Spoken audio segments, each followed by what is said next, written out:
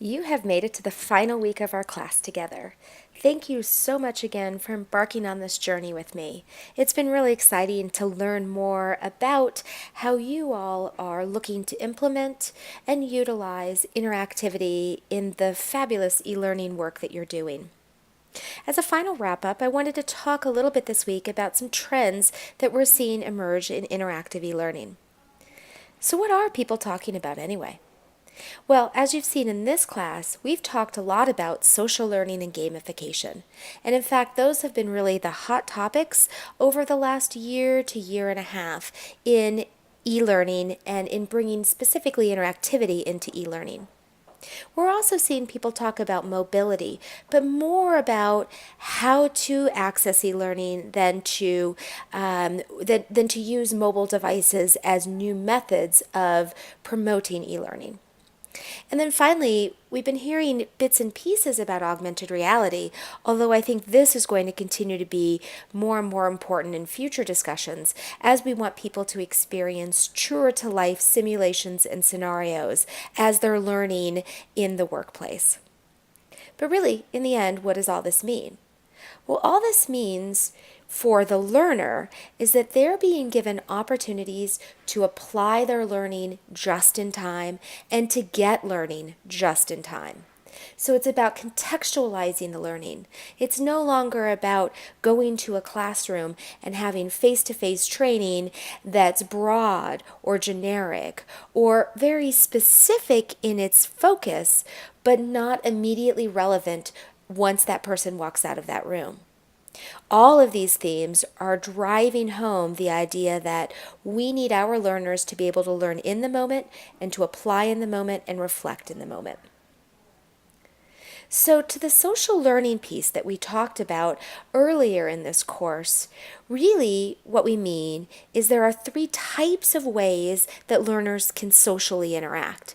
And whether it's through augmented reality, whether it's through mobile devices, whether it's through any of these other predictive trends, by focusing on these types of interactions, we're able to then think about how can we find new and innovative technologies to use in adding interactivity, or how can we find new and innovative approaches to use as we're developing our e-learning modules. At the end of the day, what this means is that learners are seeking opportunities for feedback and coaching and for growth in the context or in the immediate moment. And what kinds of things can we do to incorporate those opportunities in the e-learning modules that we're creating?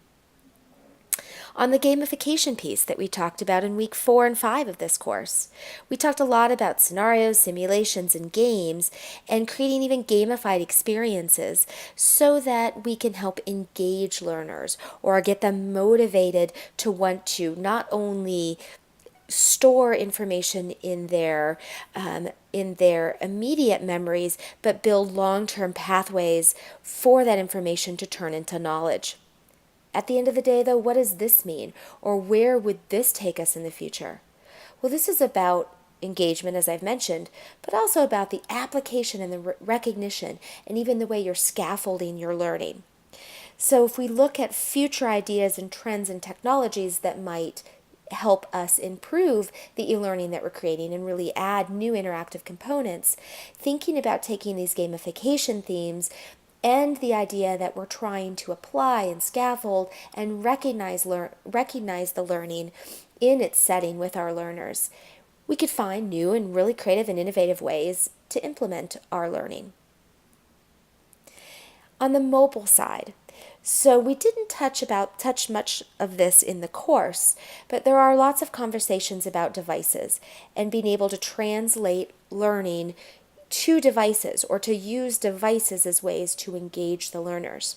The cool thing about a lot of handheld devices is there are applications and games and tools that are built specifically for those environments because of the way the learner interacts with them, the touch screens and such, that you can't necessarily do in a web environment. And building for that can be actually really exciting. You can build e-learning interactions and e-learning courses and modules specific for these devices. But at the end of the day, what does innovation mean here? Well, it means giving once again the learner an opportunity to learn in the moment. And it gives the learner an opportunity to learn with the device that they may already be using on the job.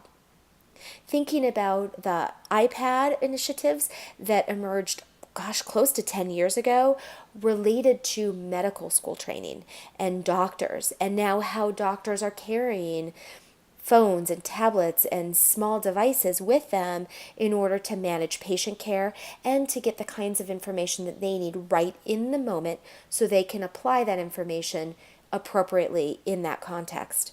What's much of this in the kind of training that we're developing and we're promoting in e-learning environments. And then finally, the augmented reality piece. I've included an article or two in this section on augmented reality, as I really do believe that this is the next wave of innovation coming, at least in the short term, for e-learning and workplace instruction. Now, the challenge with augmented reality is it's still fairly expensive. However, I think as devices like iWatches and all the fitness trackers, as those kind of devices start to evolve into other sorts of training devices, we're going to see augmented reality become cheaper and cheaper to implement. And then there's a lot of augmented reality work that you can do even without devices, with just through applications, either that you use on a computer or you use through those devices we just mentioned. And augmented reality is really about projecting and recognizing and outlining a learning experience, right? It's about projecting it so we can step into it and experience it. It's about helping us recognize the world around us. And it's about superimposing concepts that we've learned into that environment. At the end of the day, what does innovation in this space mean, though? It means finding real-world context for learning and allowing the environment to adapt or become adaptive or personalized to the learner in the moment. So as we predict the future in e-learning and the future in specifically involving interactivity in e-learning, knowing that these areas are what people are currently talking about, but understanding what they really mean in their approach and in their strategy can help us then think about what might be around the corner that we don't even know today. What are your predictions? Think about what you think will be available to us as instructional designers and training managers and educators 5 years from now, 10 years from now. How will we use these learning concepts to apply in new technologies or new approaches to our development?